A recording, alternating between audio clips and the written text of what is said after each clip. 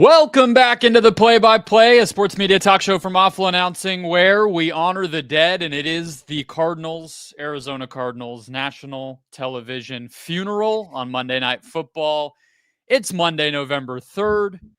Today, our World Series media reactions as the Dodgers go back-to-back. The night Blake Griffin became the NBA analyst he was always supposed to be. And first, our Mount Rushmore update from last week's episode. I'm Brendan Clean. That's Ben Axelrod. We'll dive right in. We're here for you live every single Monday, Tuesday, and Thursday, though. So if you're finding us here, hit subscribe on YouTube. Follow us wherever you get your audio. We are churning out the content about this wild world of sports media. But, Ben, we left it up to the people last week to basically decide for us what the final member of our sports podcast Mount Rushmore was going to be. We agreed instantly on three of the four, really four of the five, and those were Pat McAfee, Big Cat and PFT from Pardon My Take, and Bill Simmons. And we put on the Awful Announcing X account a poll for everybody to vote. We only got 1,000 votes, so I'm not going to pretend like it's this huge swath and sample. But the people spoke, and it's Katie Nolan. Go figure. She gets to be the final face of this hallowed, very, very official, very, very important debate that we had. What do you think? Sure. That's, I mean, she was that, we talked about it last week. There were a lot of strong contenders, but nobody who stood out as the obvious choice. That's why we left it up to the people. The people have spoken. I was telling you offline, I was more interested in the comments, which left me pretty dispirited. I don't know. It was more just like, why the hell is Shannon Sharp on this list? Why is Bomani Jones on this list? Like, I don't know. I didn't understand that. But yeah, I mean, I think Katie Nolan, I would definitely have her on the digital sports media Mount Rushmore, which this could be considered. Podcast, she doesn't come to mind for me as a podcaster, but yeah. I My argument, just to reiterate it, since apparently she's here, is, well, the past 5 years or so, that's the main thing she's done. But I just feel like you're saying, digital sports media, it's like, to me, Garbage Time and Always Late, which were her two projects at Fox and ESPN, were kind of like podcasts. So yeah, kind of like the Pat McAfee theorem or whatever. Like, she's basically been doing podcasts her whole career in all but name. Yeah. And when ESPN brought her over, it was like one of the first times they brought somebody over like without a show attached. It's like, we're going to bring this person over who's an on-air talent. We don't know what we're going to do with them. It's going to be, they just didn't figure it out, but it very clearly, like, had ESPN had any sort of a podcast strategy at the time, she probably would have had like a very successful podcast at ESPN. Or now, or if they had one. Yeah. We're still exactly. Okay. Well, that shores up and finishes off our conversation from last Friday. Let's get to the actual news here, which is the World Series has come and gone. The Los Angeles Dodgers are champions once again. And we got an epic series, Ben. We got a 18-inning game. We got numerous huge moments. We got games 6 and 7, all-timers. And let's start with the viewership and the audience's response to this classic series, which was to the tune of, so far, what we know in America on Fox, 26 million people watching this game on average on Saturday night, and a peak of 31 or so million people per Fox and Nielsen's Fast National instant release here. And I mean, that speaks for itself. You also add in, likely, if you've been kind of keeping up, 8-figure audiences, tens of millions of people in Canada and Japan as well. Sportsnet, obviously, with the Blue Jays being here in this series, and Japan with both Otani and Yamamoto, and I guess Sasaki as well on the Dodgers side, bringing in the interest over there. This is like one of the biggest global sports moments of the year. And that's not an exaggeration. And baseball very much seems to be back. What did you think of the series and the numbers and just the popularity, how much of a hit this series became? Yeah, I mean, it was an awesome series. I mean, I am not the most diehard baseball fan here in 2025, and I was pretty locked in to this series. It does make me wonder, is this, I agree, like the idea of baseball being back, it was hard to feel anything but that on Saturday night. I think it does like make you wonder, like, is this a trend now or is this a unicorn? Like, is this just like we had this incredible series and not just incredible in terms of the quality of game, but the star power? I mean, obviously the Dodgers and Otani and Mookie Betts and all those guys, like they kind of speak for themselves. But even a guy like Vladimir Guerrero Jr. on the Blue Jays, like he's about as recognizable of a baseball player in 2025 outside of Shohei Otani that we have. So I think they had that going for them. Incredible games. I mean, Saturday night's one of the best baseball games I've ever seen. And so it does make me wonder, like, is this a trend or is this a unicorn? But yeah, I mean, it was interesting to see because I've never seen, just anecdotally, like my Twitter timeline so locked into a single baseball game that I can remember. And it was interesting to see that then bared out in the fast national ratings that, yeah, this looks like it was something that was like a major event, not just kind of this social media phenomenon. I so I've seen this discussion, right, of does baseball have more stars now? Like, I think people try to ascribe that to the sport because they're trying to explain why this uptick in popularity has happened, right? Like, I think, the rule changes are well documented. I do think that went a long way to just making the game experience more watchable. Now, the extra innings rules, and that doesn't apply in the playoffs. And like, it's a little bit of a different, more traditional form of baseball that we do see come playoff time. But I think that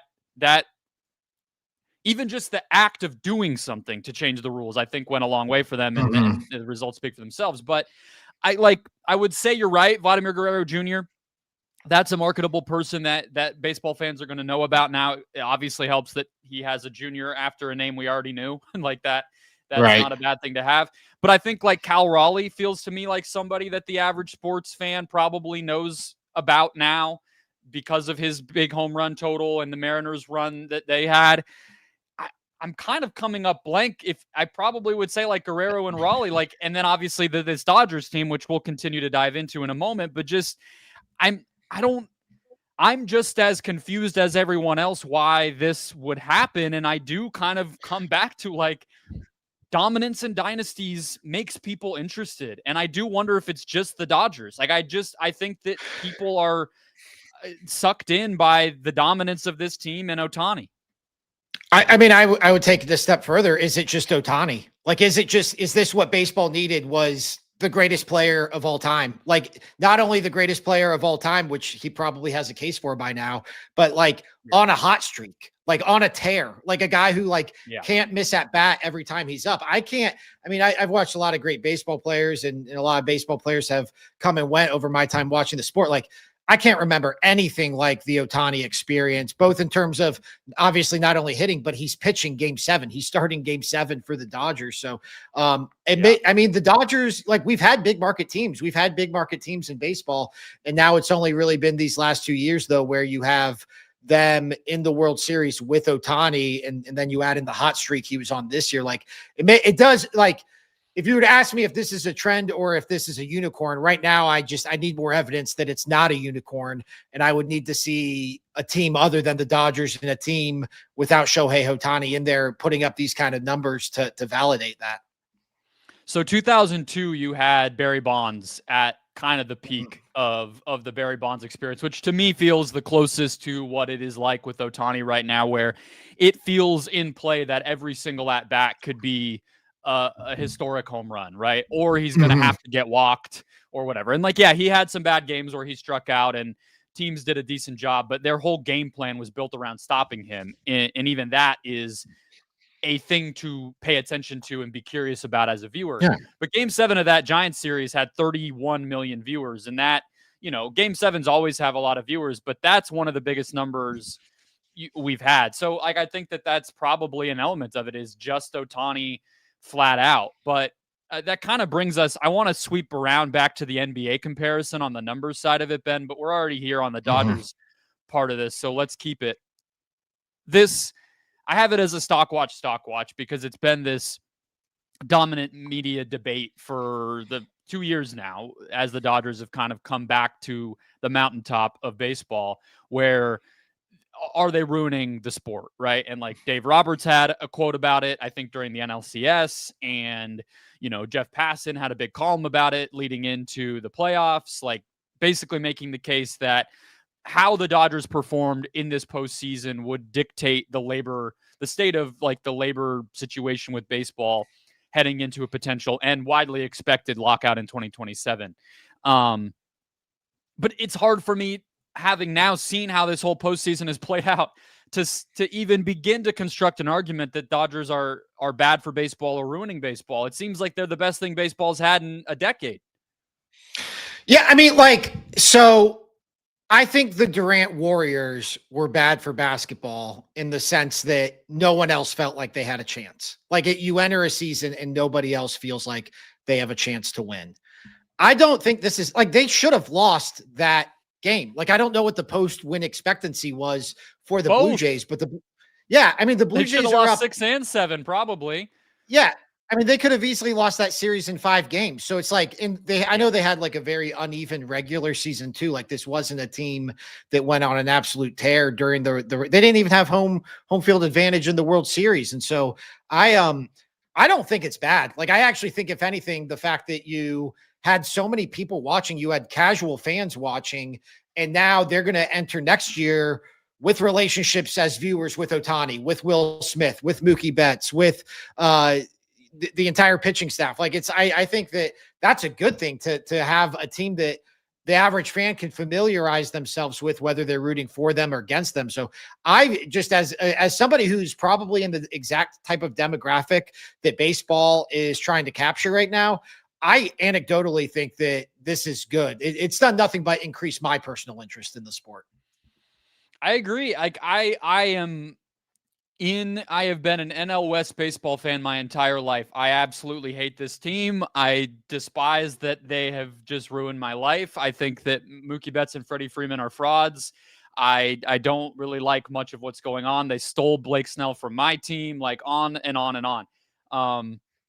However, the Ohtani aspect of this in and of itself, I can't root against it. I can't really be mad getting to watch what he does. I can't find that within myself, despite my anger toward it. So I think that, to me, that year-over-year relationship that you're talking about is a big part of it. And I agree, until they're running through, and they ran through the National League. Let's be clear on that.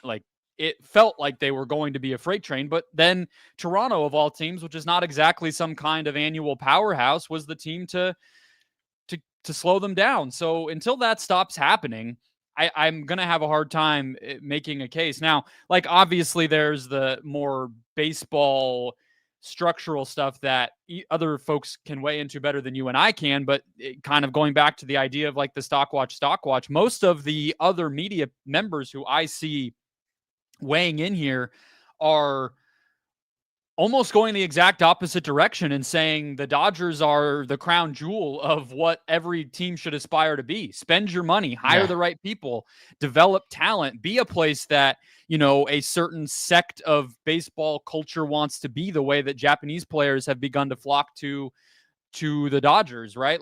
Those are all corners that other people could have on the market, and yet the Dodgers have it. It's not that way in other sports. Green Bay is a really well-run organization in the NFL, and the Rays had their day with just the obviously being well-run part. But there's no real reason that other teams can't spend, and I think if we're going to hide behind that, then that's a bigger conversation that I would have a hard time getting behind, to say that it's the Dodgers' fault that the Pirates are wasting away another prodigy's career with Paul Skeens. I don't know if I can really get there. So we'll close out with the broadcast, but just to go back to the viewership, Ben, the NBA got about half of the viewers for its Game 7 that the World Series got. What do you make of that? I mean, it was Oklahoma City, Indiana, obvious caveat right up top. But that's stark. And that's 2025 to 2025. We're not doing historical when the way we measured things or streaming or any of that could have gotten in the way. Like, that is about as apples to apples as you're going to get. And baseball just absolutely whacked the NBA. Yeah. I don't think it's necessarily a market thing as much as it is a star power thing. Like, I think Otani is a much bigger sports star than anybody else who was in that NBA finals. I think, like, we talk about baseball, there's this joke like baseball's dead. Like, baseball still has a lot of upside. Like, it's like when you get baseball with stakes, we have seen like them pop big ratings. Like, there have been big ratings in recent memory. I know this was the biggest since 2017, but it's not like the World Series has always been, obviously there have been some down years, but it hasn't been this ratings albatross. I don't know. I felt like it being positioned on a Saturday night was actually helpful, especially in the middle of college football season with no other good college football games going on. So I do think there's some context there where you have people who are already in front of their TVs and sports fans who are already in front of their TVs. I thought that part of it was at least noteworthy, but yeah, I mean, what do you think? It's tough to come up with an answer beyond just like Otani's a bigger star and LA's a bigger market than anyone who was involved in Oklahoma City versus Indiana.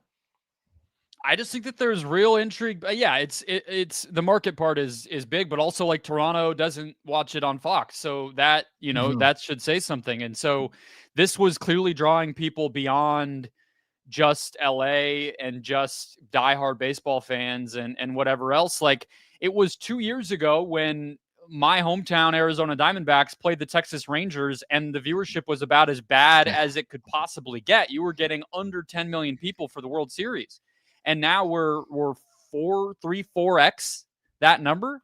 It's pretty remarkable. I don't have an all-encompassing explanation for it. Even if you look at like the Celtics Mavs series comparatively, it's not great. Even in the earlier parts of the series, game 1 to game 1, game 2 to game 2, baseball to basketball. So I just think baseball's in a really, really big moment, and I hope that they can get it together labor-wise, which is always what you hope with that. Any final thoughts on the broadcast side? That's the only thing we didn't really hit. The Davis Smoltz duo, the studio crew. I think you and I were both watching these games. Does anything jump out as to the packaging and the experience of watching Fox's broadcast? Yeah, I mean, I think I thought Joe Davis was great. That was my big takeaway. Is I thought he met the moment. He obviously prepared. He had these little riffs at the top of each half inning about where the game was and what it meant, big picture for the Blue Jays to win their first World Series since 1993, for the Dodgers to really establish themselves now here as an emerging dynasty. So it's crazy how young that guy is and what his resume looks like right now. And I think this was a shining moment for Joe Davis. That was my biggest takeaway from the broadcast. Yeah, we remember the Freddie Freeman call in game 1 with that grand slam last year, but the series wasn't very good between the Dodgers and the Yankees, despite the magnitude of that matchup. And so this, to me, felt like his coming out party. And yeah, he calls Dodgers games, and so that goes a long way to just have the comfort and the familiarity with this dynasty. But yeah, he's only 37 years old, and I mean, to me, like, maybe it's blasphemous to say, I think he's already as good as Joe Buck. Like, I think we're in good hands, as good as we've ever been. And people love Joe Buck, and he has some classic calls with, the Rangers Cardinals series or the Red Sox or whatever. But like, Davis is right there, and they've got him. We've got him on those World Series calls for what, 30 years if he wants it. So I would think so. Yeah. Yeah, it's good. All right. Next up, Blake Griffin. The guy we thought for a long time would be the star of the new hire carousel for NBA coverage, had his breakout moment on the NBA on Prime Friday night after it's only been a week, and yet somehow an NBA superstar is already being a diva. And in this case, it was Ja Morant and the Memphis Grizzlies, a game that Prime happened to carry, which was lucky for them. And Blake thoroughly, but in many fans' eyes, carefully and fairly eviscerated Ja Morant on their show. Let's take a look. But what did you see from Ja Morant, Blake? I didn't love what I saw from Ja Morant tonight. I mean, this is a guy who is insanely talented. I mean, right here, speed is his #1 weapon. Yeah, and coming off a ball screen, passing the ball like this, kind of lazily cutting to the corner, that's just not what's going to get it done for Memphis. And now the back cut, I think you got to go for that right there. And then the very next possession coming down, you're kind of just standing in the corner, straight up. Not even really engaged at all, almost having a conversation with Marcus Smart. Like, for a guy that's making $40 million and needs to be the leader of this team, like, I just don't love it. I don't know if he was not feeling well, if he's hurt, but that to me is a very bad sign, and it's something that it has to change. Yes. The Memphis Grizzlies will only go as far as Ja Morant takes them. And when he's engaged, I mean, we've seen it. He's unbelievable. He's an all-world talent. But that type of effort right there, that's the thing that we will call out. And UD, you are an effort guy. The Miami Heat is an effort organization. I know you would have had something to say if you were on that team right there and you saw that happen. All right, what'd you think, Ben? Yeah, I mean, awesome. Like, that's what we're looking for out of like this next crop of NBA analysts. I think, like, it's not. I don't really care about like him criticizing Ja Morant as much as I care about his willingness to criticize Ja Morant. And I think that's, you could tell he's not only criticizing him, but he's coming at it from an authentic place. I think that's the problem. Is we fall into this trap where it's some analysts just won't criticize any players. Some analysts only criticize players. Some are clearly doing it for like clicks. And this was, Taylor Rooks asked Blake Griffin what he thought, and Blake Griffin said what he thought. He was honest. He was also clearly biting his tongue to a degree that, like, if Blake Griffin was in that locker room, you could tell he would have a lot harsher words. And then not only that, but to have the foresight to set it up for Udonis Haslem, who is the perfect person to go to in that spot for all the reasons that Blake Griffin said. I think for somebody who's like 1 week into this, that I think you're dead on. I think that was a coming out moment for Blake Griffin as an NBA analyst. Yeah, it's like flexing his chops as both an incisive analyst and just like a good broadcaster, right? At one time. And I think there's a lot of things in there that in other hands and from another mouth would have been deemed or looked at as cheap shots, right? Like referencing his salary and, highlighting moments that, could go either way. But I think having the video to reference when a lot of shows, let's just go to Inside the NBA. If they were to have done the same thing, they may have shown one clip or a stat or something, and then it would have just been like Shaq and Chuck giggling like, little kids about it. And like that has its own place. People enjoy that. It's funny. And obviously that's created many a viral moment over the years for that show. But in this case, it just goes such a longer way. And I think the other part of it that really sticks out with how Blake handled that is to say it and end on a positive note, right? We know what it can look like when Ja Morant plays to his potential. We've seen it.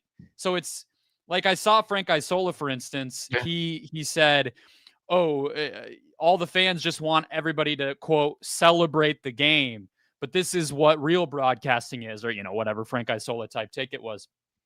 And I saw that and I was like, I actually think you're misunderstanding it. I think Blake was celebrating the ideal version of NBA basketball in that clip, even though it was a negative and critical clip. He was saying, Ja Morant's an incredible player. We want to see him at his absolute best. It's best for the league. It's best for Memphis fans. It's best for Prime viewers. And he's not doing that.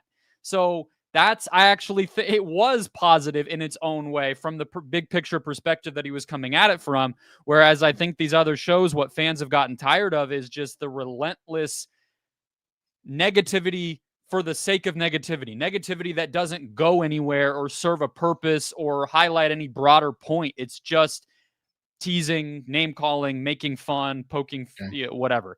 That to me was the difference that Blake showed there. And I think it's a big opportunity for them. And we talked about the NBA on Prime a touch, I think, last week, but I think them going to the couches, like the chairs, was a good move for them. Like it suits Blake's kind of casual approach. Whereas at the studio, I felt like even like volume wise, he was a little timid and quiet. Whereas there, it kind of fit. He was still quiet, but it wasn't as noticeably awkward. So I don't know. I have high hopes for this show. I think it's going to be really strong. Yeah, I think one of my favorite underrated storylines of this new NBA media deal is all of these newer analysts figuring out how to dress. It's like, the poster child for it has been Carmelo Anthony. It's like, well, Carmelo doesn't wear a suit, but he can't wear, a sweatsuit. Like, what does Carmelo wear? I think Blake Griffin's not a suit guy. Like, Blake Griffin's not a guy who wears suits. Like, he has to get like I don't know, Banana Republic polo or something. I don't know what he was wearing, but that's like, they are finding this like casual medium of what we expect. And I think it permeates throughout the broadcast. I think there are a lot of through lines between this pregame show and Amazon's NFL pregame show, which we both have lauded as one of the better NFL, it's not technically a studio show, pregame, postgame shows, but this is a more traditional studio setup. But I do think they have found a good energy. And I think like that, you just want authenticity. And I think that's ultimately what it comes down to is they're not doing rage bait. They're not doing, false positivity for the sake of being positive. Like it was, again, like Taylor asked Blake what he thought and Blake said what he thought. And it doesn't have to be any more complicated than that when you have engaging personalities who you're interested to learn what they think about something like Ja Morant's performance. And a credit to the production crew there too, to have a package of lowlights put together for Blake, right? That speaks to them planning in real time. That's pretty quick to get, that was post game of that game. So they had to put those together and be ready. And then I think they had the foresight there too, where then you cut to post game in the locker room and Ja is being passive aggressive and ends up suspended. And so then that just skyrockets Blake's commentary to another point. And some nights you're not going to have it all perfectly lay out where the guy you're criticizing gets suspended by his team. Like that's a once in a season type of news story. But at the same time, if you're on top of stuff and you have analysts who can make a point so clearly, then you are in the right place at the right time in a lot of those situations. All right, that'll wrap us up for the day. Hit follow, hit subscribe wherever you're finding us. We're here for you live on YouTube 3 times a week. We're also on your audio feeds wherever you get your podcasts. We're also at Awful Announcing on all of our social media, X, Instagram, TikTok, Facebook, and beyond, as well as awfulannouncing.com. We'll talk to you tomorrow.